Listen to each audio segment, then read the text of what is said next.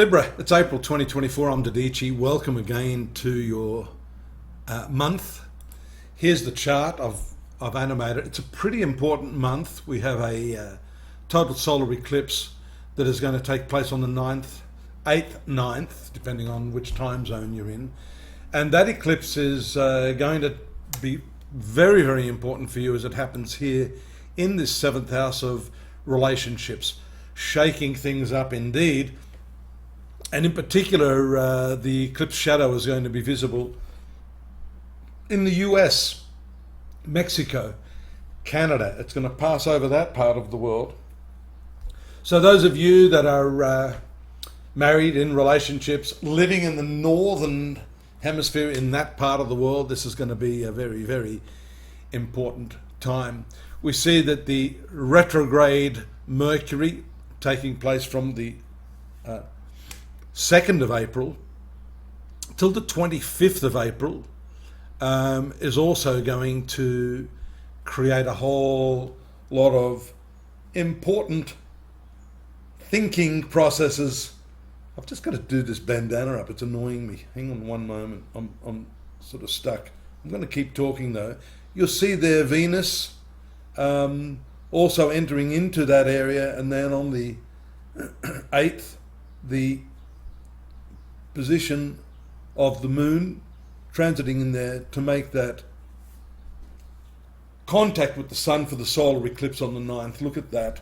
That's based on Australian time. So the eclipse is going to really release a whole lot of new energy for you there, because the eclipses take place on that nodal axis. There's the south node, north node. South node is all about your past karma, who you were, past life issues, and the north node, which currently now is transiting this 7th house, which is the marital sector of your horoscope.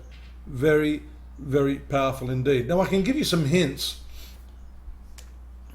as to the issue here with some of you anyhow.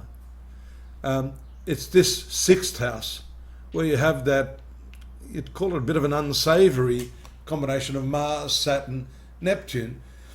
This relates to your partner's past as well. So there's a lot of frustration there. So if you're having any trouble with your partner, then you need to be a little sensitive, caring and understanding as to the reasoning behind that.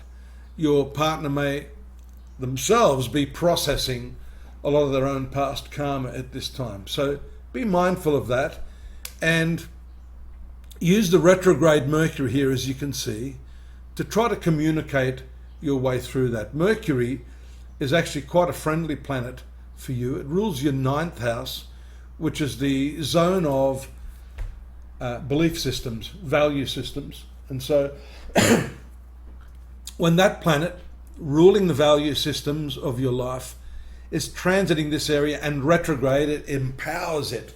It becomes much, much more powerful to deepen the awareness, the communication. With Mars ruling your partnerships sector and being associated with Saturn, there could be a cycle now, which I think is passing, by the way. I'll just qualify that. There might have been a bit of a shutdown there on the part of your partner. And so that requires a very clever sort of communication to break through into what's causing that. Solution here, there's another solution here.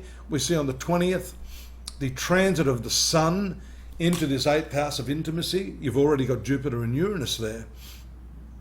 But as the sun makes its way through this 8th house of your horoscope, and that's going to be more prevalent next month, in the month of May, you're going to see as it moves out towards the end of Taurus and into Gemini, it's going to make a more favorable aspect with these planets here like Neptune, Mars and Saturn. So the sextile aspect, or that 60-degree aspect, is going to, I think, bring a better result for you.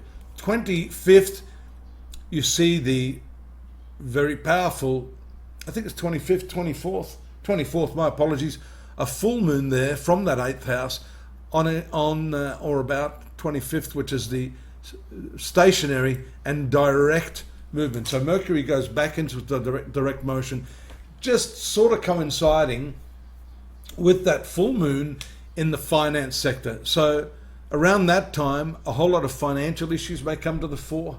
Your earnings, the fact that the moon is ruling your career sector, I think is important. It brings, I think, a little bit of a disappointment there, because moon doesn't function as well as it could, being in the sign of Scorpio.